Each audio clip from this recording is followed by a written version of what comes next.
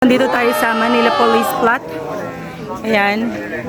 Ito natin mga pulisan nandito. Police Captain Albert Francisco. Patrolman Leonardo. Ayan yung mga nagpaalam na ating kapulisan. SPO4 Nicanor M. Cruz.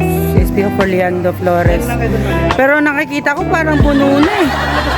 Ano makakapagkasad na ito? Ayan, gagawin nga itong parang oo, apartment. Yeah. Green Park yung gano'n, parang ang pag ano to, City of Manila. Okay. Like lang kamo yung ano yung Yan. Exclusive for yung number nyo, yung police po. So ayusin died to in kasi the line of duty. oh Line yes. of duty, di ba? Died in line of duty. Ayan po. Died in line of duty.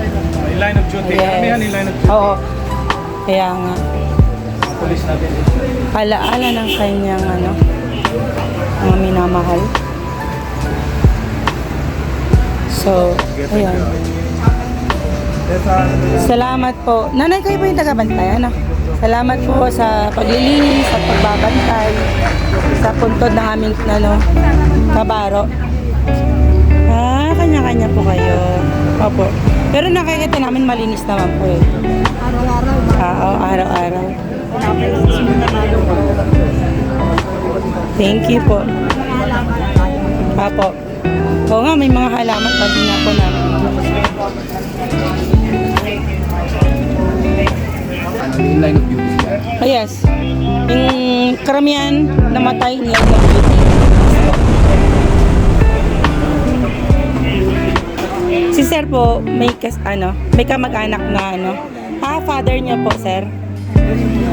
Killed in line of duty. Ayan po. Ayan. Wait lang Ano natin? Ano lang po? O kasi mahirap signal. 1 year old Ayan siya. po, killed in line of duty. SPO3 Alberto P. Panelo. Anong kwento? Ayan. Nagresponde si sir. Bata pa niya. Si patrolman bata pa 1 year old siya na namatay. 1 year old nung namatay po si father po. So, patrolman po siya noong grabe 1 year old pa lang si sir nung namatay si tatay. Ngayon, ilang taon na kayo siya? 56, so 55 years na po si tatay na Bata pa. bata pa po. Nakakalungkot kasi hindi niya nakita si tatay habang lumalaki. Opo. So 1 year old, wala pang si sir, wala pang malay. Time ni Mayor Lee, Opo. inallowed yung mga asawa na pwede dito. Okay.